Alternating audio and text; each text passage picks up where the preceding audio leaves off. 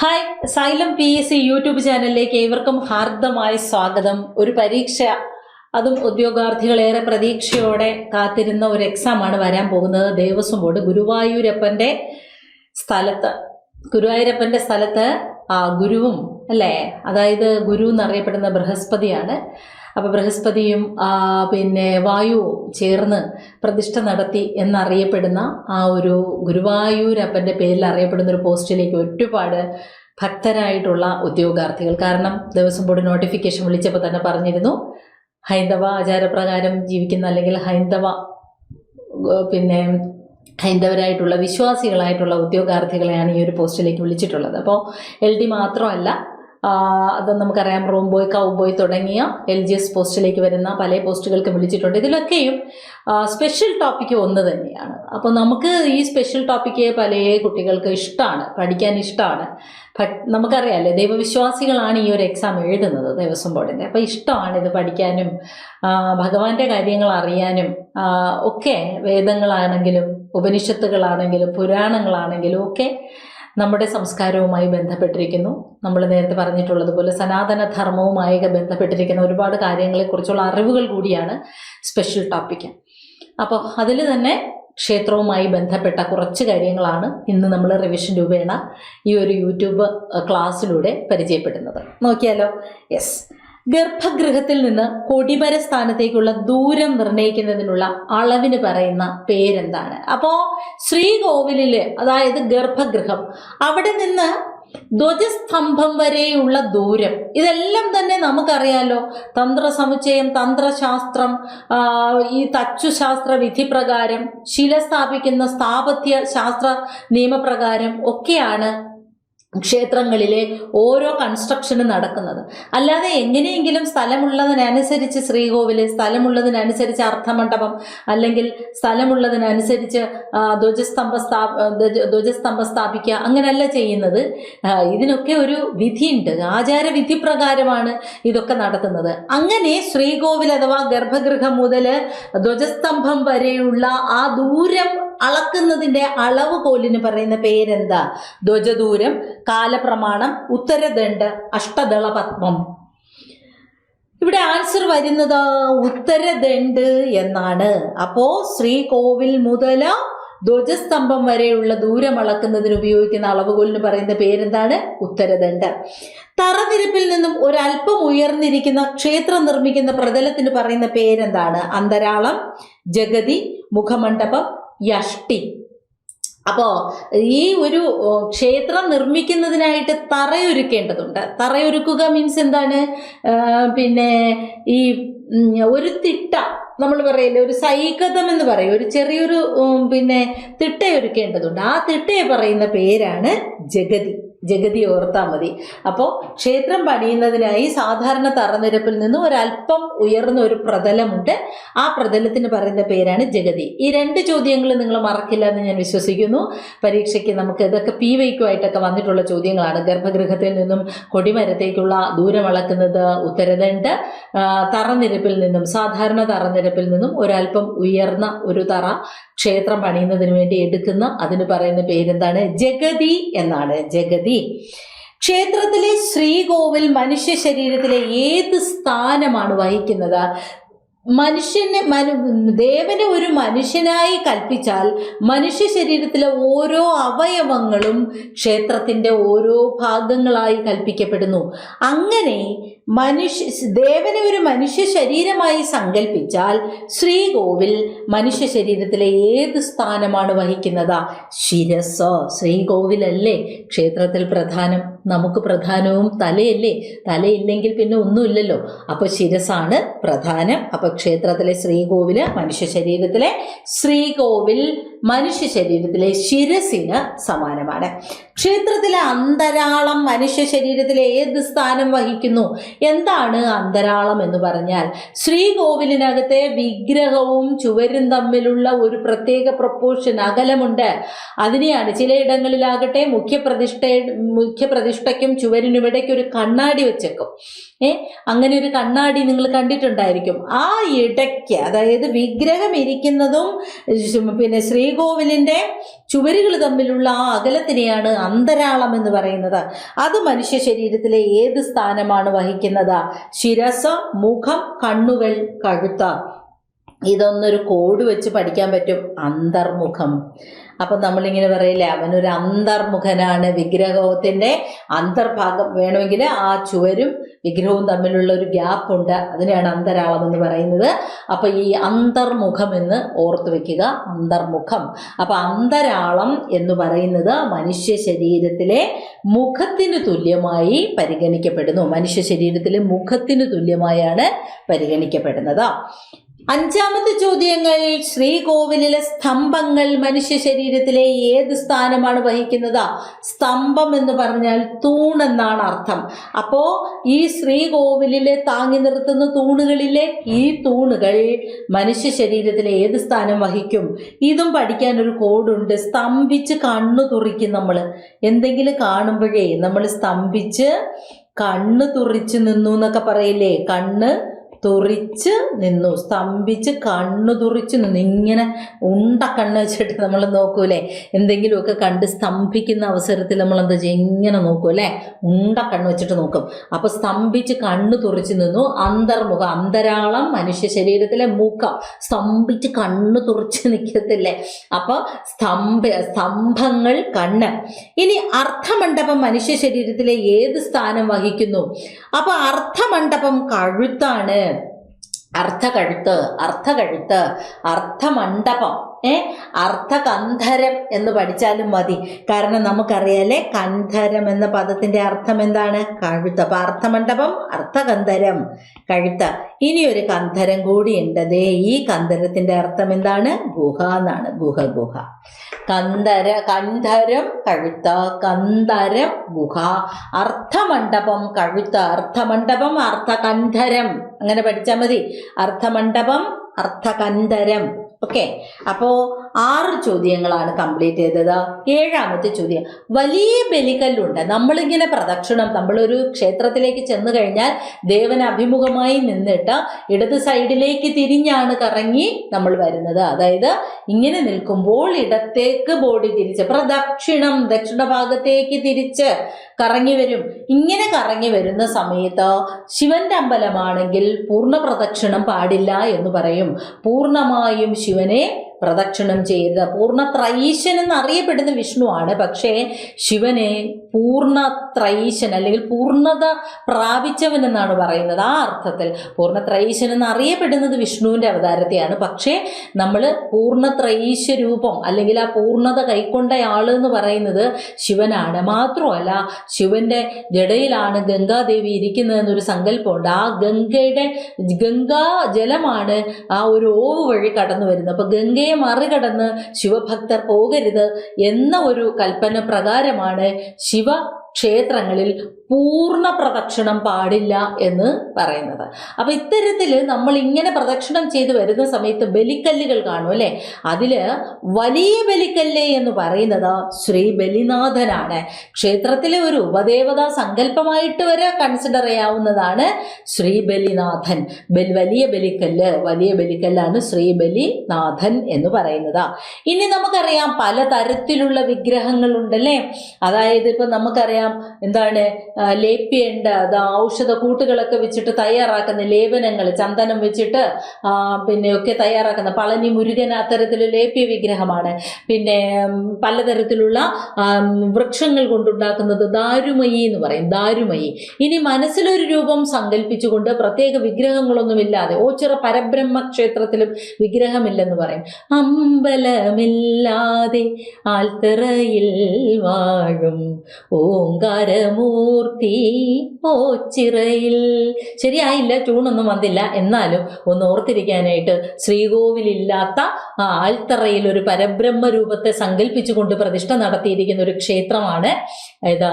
ഓച്ചിറ പരബ്രഹ്മമൂർത്തി എന്നാണ് അറിയപ്പെടുന്നത്. അപ്പൊ അത്തരത്തിൽ നമ്മൾ മനസ്സിൽ മാത്രം ദേവന്റെ രൂപം സങ്കല്പിച്ചുകൊണ്ട് നമ്മൾ പ്രതിഷ്ഠിച്ചാൽ അതിന് പറയുന്ന മനോമയി എന്നാണ്. എന്താണ്? മനോമയി, മനസ്സിൽ തോന്നുന്നത് അല്ലേ. അപ്പൊ അത്തരത്തിൽ ഇവിടെ ദാരുമയുണ്ട്. പലതരത്തിലുള്ള ഇത് വെച്ചിട്ട് എന്താണ് ദാരുമയിൽ എന്താ വരുന്നത്? പലതരത്തിലുള്ള മരങ്ങളാൽ ദാരു എന്താണ്? വൃക്ഷമാണ്. അപ്പൊ പലതരത്തിലുള്ള മരങ്ങളാൽ തീർത്ത വിഗ്രഹത്തിനെ ദാരുമയി എന്ന് പറയും. ചായം കൊണ്ടുണ്ടാക്കുന്നത് ഇവിടെ ഏതെന്നാണ് ചോദിച്ചിരിക്കുന്നത്? ലേഖ്യയാണ്. എന്താണ്? ലേഖ്യ. ലേഖ്യ ലേഖ്യ വിഗ്രഹം എന്ന് അറിഞ്ഞാൽ അത് ചായം കൊണ്ട് നിർമ്മിച്ചിരിക്കുന്നതാണ്. ചായം കൊണ്ട് നിർമ്മിക്കുന്ന വിഗ്രഹം ഏതാണെന്ന് ചോദിച്ചാൽ നമ്മൾ മണലെഴുത്തൊക്കെ കണ്ടിട്ടില്ലേ? മണലെഴുത്ത് മീൻസ് മണലെഴുത്തല്ല ഉദ്ദേശിച്ചത്, നാഗരുടെ പിന്നെന്താണ് നാഗരുടെ ഇത് വരയ്ക്കത്തില്ലേ നമ്മൾ, ചായക്കൂട്ട് വെച്ചിട്ട് നാഗരുടെ രൂപം, കളമെഴുത്തും പാട്ടും. ആ കളമെഴുത്തിനകത്തൊക്കെ ചായം കൊണ്ടാണ് രൂപം ഉണ്ടാക്കുന്നത്. കളമെഴുത്തും പാട്ടിൽ നാഗരുടെ രൂപമൊക്കെ ഉണ്ടാക്കിയെടുക്കും. ഭദ്രകാളി രൂപം കളമെഴുതി ഉണ്ടാക്കാറുണ്ട്. അതിനെയും ഒരു വിഗ്രഹമായി കൺസിഡർ ചെയ്താൽ അത് ലേഖ്യ എന്നാണ് അറിയപ്പെടുന്നത്. മണലുകൊണ്ട് ഉണ്ടാക്കാറുണ്ട്. മണലുകൊണ്ടൊരു രൂപം ഉണ്ടാക്കിയാൽ അതിനെ നമ്മൾ സൈഗതി എന്ന് പറയും. എന്ത് പറയും? സൈഗതി. രത്നം കൊണ്ടുണ്ടാക്കുന്നത് എന്താണ്? മണിമയി. മണിരത്നം എന്ന് പഠിച്ചാൽ മതി. മണിരത്നമില്ലേ, ഫിലിം ഡയറക്ടർ മണിരത്നത്തിനെ ഓർത്താൽ മതി. അപ്പോൾ മണിരത്നം നിങ്ങളെ ഓർമ്മയിലേക്ക് വരട്ടെ. അപ്പം രത്നം കൊണ്ടുണ്ടാക്കുന്ന വിഗ്രഹം മണിമയി. പഞ്ചലോകത്തിൽ ഉൾപ്പെടാത്ത വിഗ്രഹം ഏതാ? സ്വർണം, ഇരുമ്പ്, വെള്ളി, ചെമ്പ്. വജ്രം അതിൽ ഉൾപ്പെടില്ല. വജ്രം ഇല്ല. ഈ സാമ്പത്തിക സ്ഥിതി അനുസരിച്ചാണ് ക്ഷേത്ര ട്രസ്റ്റ് അല്ലെങ്കിൽ കമ്മിറ്റിയൊക്കെ തീരുമാനിക്കുന്നത്. സ്വർണത്തിന്റെ അളവ് കുറച്ച് വെള്ളിയുടെ അളവും കുറച്ചിട്ട് ചെമ്പും ഇരുമ്പും ഇരുമ്പ് കൂട്ടിയിട്ട് സ്വർണം വെള്ളിയുടെയൊക്കെ അളവ് കുറച്ച് അങ്ങനെയും എടുക്കാറുണ്ട്. അപ്പൊ ഇരുമ്പ്, ചെമ്പ്, വെള്ളി, സ്വർണം ഒക്കെ ചേരുന്നതാണ് എന്ത്? പഞ്ചലോഹ വിഗ്രഹം എന്ന് പറയുന്നത്. ഓക്കെ അല്ലേ? ഇനി നോക്കണേ, ഏത് ശാസ്ത്രത്തെ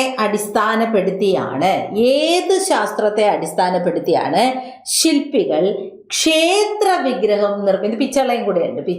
പിച്ചള. അപ്പോൾ ഇരുമ്പ്, ചെമ്പ്, വെള്ളി, പിച്ചള, സ്വർണം, വജ്രം ഇതിനകത്ത് വരില്ല. ഏത് ശാസ്ത്രത്തെ അടിസ്ഥാനപ്പെടുത്തിയാണ് ശില്പികൾ ക്ഷേത്ര വിഗ്രഹം നിർമ്മിക്കുന്നത്? പെട്ടെന്ന് വിഗ്രഹമല്ലേ എന്നോർത്ത്, നിർമ്മിക്കലല്ലേ എന്നോർത്ത് തച്ചുശാസ്ത്രം നമ്മൾ ആൻസർ ആക്കാൻ ഒരു ചാൻസ് ഉണ്ട്. പക്ഷെ തച്ചുശാസ്ത്രം അല്ല വരുന്നത്. ഇവിടെ എന്താണ്? സ്ഥാപത്യ ശാസ്ത്രം. വിഗ്രഹം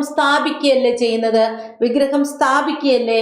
അപ്പൊ നമുക്ക് സ്ഥാപത്യ ശാസ്ത്രം എന്നാണ് ആൻസർ. ഒരു ഡച്ച് കപ്പിത്താൻ 1740 തന്റെ കപ്പലിലെ മണി ഈ ക്ഷേത്രത്തിന് സമ്മാനിച്ചു. ഏതാണ് ആ ക്ഷേത്രം? വർക്കല ജനാർദ്ദന സ്വാമി ക്ഷേത്രം.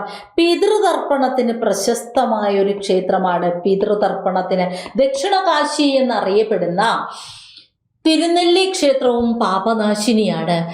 ദക്ഷിണകാശി എന്ന പേരിൽ കൊട്ടിയൂർ മഹാദേവ ക്ഷേത്രത്തെയും ദക്ഷിണകാശി എന്ന് വിളിക്കാറുണ്ട്. ഒപ്പം തിരുനെല്ലി ക്ഷേത്രത്തെയും എന്ത് വിളിക്കാറുണ്ട്? പിന്നെ ദക്ഷിണകാശി എന്ന് വിളിക്കാറുണ്ട്. അപ്പോൾ പിതൃതർപ്പണത്തിന് പ്രശസ്തമായൊരു ക്ഷേത്രമാണ് വർക്കല, തിരുവനന്തപുരം ജില്ലയിലെ വർക്കല ജനാർദ്ദന സ്വാമി ക്ഷേത്രം. ഇവിടെ ഒരു വലിയ മണിയുണ്ട്. പണ്ടൊരു ഡച്ച് കപ്പിത്താൻ സമ്മാനിച്ചതാണ് എന്ന് കരുതപ്പെടുന്നു. പിന്നെയുള്ളത് നമ്മുടെ പരശുരാമ ക്ഷേത്രമാണ്. തിരുവനന്തപുരം ജില്ലയിലെ തിരുവല്ലം എന്ന സ്ഥലത്തുള്ള പരശുരാമ ക്ഷേത്രമാണ്. അവിടെ ഏറ്റവും പ്രധാനം ബലിതർപ്പണം തന്നെയാണ്. പരശുരാമനാണ് അവിടുത്തെ പ്രതിഷ്ഠ എന്ന് പറയുന്നത്. അപ്പൊ പാർവതി പുത്തനാറിന്റെയൊക്കെ സംഗമം ഒക്കെ വരുന്ന പിന്നെ തിരുവല്ലം പരശുരാമ ക്ഷേത്രത്തിലും ബലിതർപ്പണമാണ്, പിതൃപൂജയാണ്. അതായത് പിതൃക്കൾക്ക് വേണ്ടിയുള്ള ബലിതർപ്പണമാണ് അവിടെ പ്രധാനം. പിന്നെ അവിടെ 2 കൊടിമരങ്ങൾ സ്ഥാപിച്ചിരിക്കുന്നത് ഒരു പ്രത്യേകതയായി കണക്കാക്കപ്പെടുന്നു. ഈ ക്ഷേത്ര പ്രത്യേകതകളിൽ പ്രധാനപ്പെട്ടത് നോക്കി വെക്കേണ്ടത് കൂടൽമാണിക്യം വളരെ പ്രധാനമാണ്. കൂടൽമാണിക്യ ദേവസ്വം ബോർഡ് തന്നെ സെപ്പറേറ്റ് ആയിട്ടുണ്ട് ആ ഒരു ക്ഷേത്രത്തിന്റെ ഭരണകാര്യങ്ങൾ നോക്കാൻ. തച്ചുടയ പെരുമാൾ എന്ന പേരിൽ അറിയപ്പെട്ടിരുന്ന ഒരു ഭരണ സംവിധാനമാണ് അവിടെ ഉണ്ടായിരുന്നത്. തച്ചുടയ പെരുമാളിൽ നിന്നാണ് പിന്നെ ഇന്ന് കാണുന്ന പിന്നെ എന്താണ് കൂടൽമാണിക്യം ദേവസ്വം ബോർഡും അതിന്റെ കീഴിൽ വരുന്ന കൂടൽമാണിക്യ ക്ഷേത്രവും കടന്നു വരുന്നത്. സംഗമേശ്വരൻ എന്നാണ് കൂടൽമാണിക്യ ക്ഷേത്രത്തിലെ ഭരത പ്രതിഷ്ഠയെ അറിയപ്പെടുന്നത്. അതായത് 4 അമ്പല ദർശനമുള്ള ശ്രീരാമനെയും ഭരതനെയും ലക്ഷ്മണനെയും ശത്രുഘ്നെയും ഒക്കെ പൂജിക്കുന്ന 4 അമ്പലങ്ങളുള്ളതിൽ 2ാമത്തെ അമ്പലമാണ്, പ്രധാനപ്പെട്ട അമ്പലമാണ് കൂടൽമാണിക്യ ക്ഷേത്രത്തിലെ ഭരത പ്രതിഷ്ഠ. സംഗമേശ്വരൻ എന്നാണ് അറിയപ്പെടുന്നത്. വഴുതനങ്ങ നിവേദ്യം ഇവിടുത്തെ പ്രശസ്തമാണ്. അതുപോലെ പുത്തരി നിവേദ്യം പ്രശസ്തമാണ്. പിന്നെയുള്ളത് മുക്കുടി, അതായത് ചില ആയുർവേദ മരുന്നുകൾ തൈരുമായൊക്കെ ചേർത്ത് പിന്നെ കൊടുക്കുന്ന ഒരു ഉദരരോഗ നിവാരണത്തിന് വേണ്ടിയിട്ട്, ശ്വാസരോഗ സംബന്ധമായ അസുഖങ്ങൾക്കൊക്കെയുള്ള പരിഹാരം എന്നോണം കൂടൽമാണിക്യ ക്ഷേത്രത്തിലെ വളരെ പ്രശസ്തമായ 2 തീർത്ഥങ്ങളാണ് അവിടെ ഉള്ളത്. കുലീപനി തീർത്ഥവും കുട്ടൻകുളവും. ഈ 2 തീർത്ഥങ്ങളിലും മീനൂട്ട് എന്ന് പറയുന്ന ഒരു ചടങ്ങും നടത്താറുണ്ട്. അത് ശ്വാസരോഗ സംബന്ധമായി വലയുന്ന ഭക്തര് നേരുന്നൊരു നേർച്ചയാണ്. വഴുതനങ്ങ നിവേദ്യം, മുക്കുടി നിവേദ്യം, പുത്തരി ഉണ്ണല്, ഇതൊക്കെ അവിടുത്തെ പ്രധാനപ്പെട്ട പ്രത്യേകതകളാണ് കൂടൽമാണിക്യ ക്ഷേത്രവുമായിട്ട്. പിന്നെ അവിടെ പറയുന്നത് ക്ഷേത്രകുളത്തിൽ മത്സ്യമല്ലാതെ മറ്റ് ജലജീവികളില്ല. തവള, കുഞ്ഞു കുഞ്ഞു പാമ്പ്, അങ്ങനത്തെ ഐറ്റങ്ങളൊന്നുമില്ല. അവിടെ മീന് മാത്രമേ ഉള്ളൂ. തുളസി വളരാറില്ല. തുളസിയും തെച്ചിയും ക്ഷേത്രത്തിൽ പൂജയ്ക്കായി ഉപയോഗിക്കുമെങ്കിലും ക്ഷേത്രപ്പറമ്പിൽ ഇത് രണ്ടും വളർത്താറില്ല എന്നുള്ളതും ചന്ദനത്തിരി ക്ഷേത്രത്തിൽ കത്തിക്കാറുമില്ല. ഇതൊക്കെ കൂടൽമാണിക്യ ക്ഷേത്രത്തിലെ പ്രധാനപ്പെട്ട പ്രത്യേകതകളാണ്. ഓക്കെ, അതൊന്ന് ഓർത്തു വയ്ക്കുക. ഓക്കെ, പലപ്പോഴും PYQ ചോദ്യമായിട്ടൊക്കെ വന്നിട്ടുള്ളതാണ്. അങ്ങനെ ആണ് വർക്കല ജനാർദ്ദന സ്വാമി ക്ഷേത്രത്തിന്റെ കാര്യം നമ്മൾ പറഞ്ഞത്. ഒരിക്കലും അമ്പുകൾ ഒഴിയാത്ത ആവനാഴി ശ്രീരാമന് നൽകിയത് ആരാണ്? അഗസ്ത്യ മുനിയാണ്. ഒരിക്കലും അമ്പുകൾ ഒഴിയാത്ത ഒരു ആവനാഴി ശ്രീരാമന് സമ്മാനിച്ചത് ആരാണ്? അഗസ്ത്യ മുനിയാണ്. കൊടിമരത്തിന് ഉപയോഗിക്കുന്ന ശില എന്ന് പറയുന്നത് നപുംസക ശിലയാണ്. വിഗ്രഹം പുരുഷ ശിലയാണെങ്കിൽ വിഗ്രഹം സ്ഥാപിക്കാൻ ഉപയോഗിക്കുന്ന പീഠം സ്ത്രീ ശിലയായിരിക്കണം. വിഗ്രഹം സ്ത്രീ ശിലയിലാണ് ഉണ്ടാക്കുന്നതെങ്കിൽ അത് വെക്കാനുള്ള പീഠം പുരുഷ ശിലയായിരിക്കണം. ഇങ്ങനെ നേരെ തിരിച്ചാണ് ഉപയോഗിക്കുന്നത്. ഓക്കെ, ഇനി ക്ഷേത്രകലാ അക്കാദമി എവിടെയാണ് എന്നുള്ളതാണ് അടുത്ത ചോദ്യം. ക്ഷേത്രകലാ അക്കാദമി എവിടെയാണ്? കണ്ണൂര്. ക്ഷേത്രകലാ അക്കാദമി എവിടെ? കണ്ണൂര്, തലശ്ശേരി, ചിറക്കൽ, മാടായിക്കാവിലാണ് ക്ഷേത്രകലാ അക്കാദമി സ്ഥിതി ചെയ്യുന്നത്. പഞ്ചരത്ന കീർത്തനം എന്ന കൃതിയുടെ കർത്താവ് ആരാണ്? ത്യാഗരാജ സ്വാമികളുടേതാണ് പഞ്ചരത്ന കീർത്തനം. പ്രശസ്തമായതും എല്ലാ മതക്കാർക്കും ഒരുപോലെ പ്രവേശനമുള്ളതുമായ വള്ളിയൂർക്കാവ് ക്ഷേത്രം ഏത് ജില്ലയിലാണ്? വയനാട് ജില്ലയിലാണ്. ഇവിടെയാണ് അടിമ വ്യാപാരം ഒരു കാലത്ത് നിലനിന്നിരുന്നതായി കണക്കാക്കുന്നത്. അടിമ വ്യാപാരം പഴയ കൊച്ചവൈ എന്ന് പറയുന്ന ദേവതാ സങ്കല്പവുമായി ബന്ധപ്പെട്ട ഭദ്രകാളി ഭഗവതി പ്രതിഷ്ഠയാണ് വള്ളിയൂർക്കാവ് ക്ഷേത്രത്തിലുള്ളത്. കൊറ്റവൈ പഴയ കേരള സംസ്കാരം ഒക്കെ നിങ്ങൾ പഠിക്കുന്ന സമയത്ത് കൊറ്റവൈ എന്നാണ് അന്നത്തെ ആരാധനാമൂർത്തികളെ അറിയപ്പെട്ടിരുന്നത്. പ്രത്യേകിച്ച് ദേവത ശാക്തേയം അഥവാ ദേവീ സങ്കല്പവുമായി ബന്ധപ്പെട്ട കൊറ്റവൈ എന്നറിയപ്പെടുന്ന അതാണ് ഈ വള്ളിയൂർക്കാവിലമ്മ എന്നറിയപ്പെടുന്ന വയനാട് ജില്ലയിലെ വള്ളിയൂർക്കാവ് ക്ഷേത്രം. വള്ളിയൂരമ്മ എന്നും അറിയപ്പെടും. അവിടെ പണ്ട് ഈ ഒരു മാർച്ച് ഏപ്രിൽ മാസങ്ങളിലാണ് അവിടെ ഉത്സവം നടക്കുന്നത്. ഈ ഉത്സവം നടക്കുന്ന സമയത്ത് ആദിവാസി ഗോത്രത്തിലുള്ള ആദിവാസികളെ അവിടെ കൊണ്ടുവന്ന് നിർത്തുകയും ഈ ആദിവാസികളെ അന്ന് ലേലം വിളിച്ച് ഒരു നിശ്ചിത പണം കൊടുത്ത് ഒരു വർഷത്തേക്ക്, അടുത്ത മാർച്ച് ഏപ്രിൽ മാസത്തേക്ക്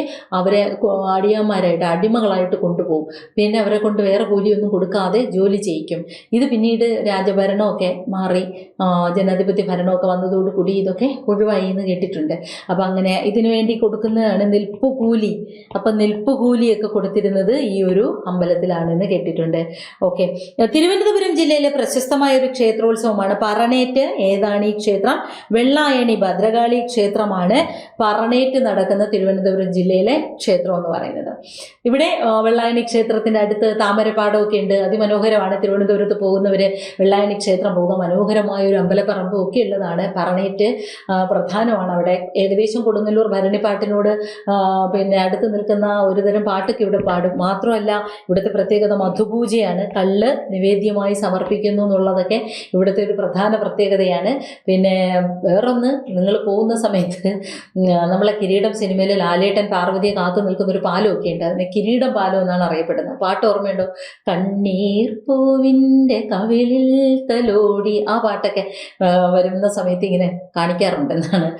ലാലേട്ടൻ ഇങ്ങനെ പാർവതി കാത്തിരിക്കുന്നത്. ആ കിരീടം പാലും ഒക്കെ കണ്ട് വെള്ളായണി ക്ഷേത്രമൊക്കെ ദർശിച്ച് ഭദ്രകാളിയൊക്കെ തൊഴുത് പറണേറ്റുമൊക്കെ കണ്ട് തിരിച്ചു പോരാം. എല്ലാ ഭക്തജനങ്ങളെയും അങ്ങോട്ടേക്ക് ക്ഷണിക്കുകയാണ്, മക്കളെ ക്ഷണിക്കുകയാണ്. 20ാമത്തെ ചോദ്യത്തിലേക്ക് ഞാൻ പോകുന്നു.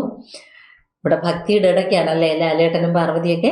പുല്ലാട്ട് പൂജ ഏത് ക്ഷേത്രത്തിലാണ് നടക്കുന്നത് എന്ന് ചോദിച്ചാൽ തിരുവാർപ്പ് ശ്രീകൃഷ്ണസ്വാമി ക്ഷേത്രത്തിലാണ്. ശ്രീവല്ലഭം, അത് തിരുവല്ല. ഓക്കെ, ഇത് തിരുവാർപ്പ് ശ്രീകൃഷ്ണസ്വാമി ക്ഷേത്രത്തിലാണ് പുല്ലാട്ട് പൂജ നടത്തുന്നത്. അങ്ങനെ നമ്മളൊരു 20 ചോദ്യങ്ങളാണ് പരിചയപ്പെട്ടത്. പരീക്ഷയ്ക്ക് മുമ്പ് വീണ്ടും ഇത്തരത്തിൽ റിവിഷൻ ചോദ്യവുമായിട്ട് സൈലം PSCയുടെ യൂട്യൂബ് ചാനലിൽ ഞാൻ നിങ്ങളോടൊപ്പം വരാം. വീണ്ടും ഒരു ക്ലാസ് വരുന്നവരെ ഏവർക്കും ബൈ, ടാറ്റാ.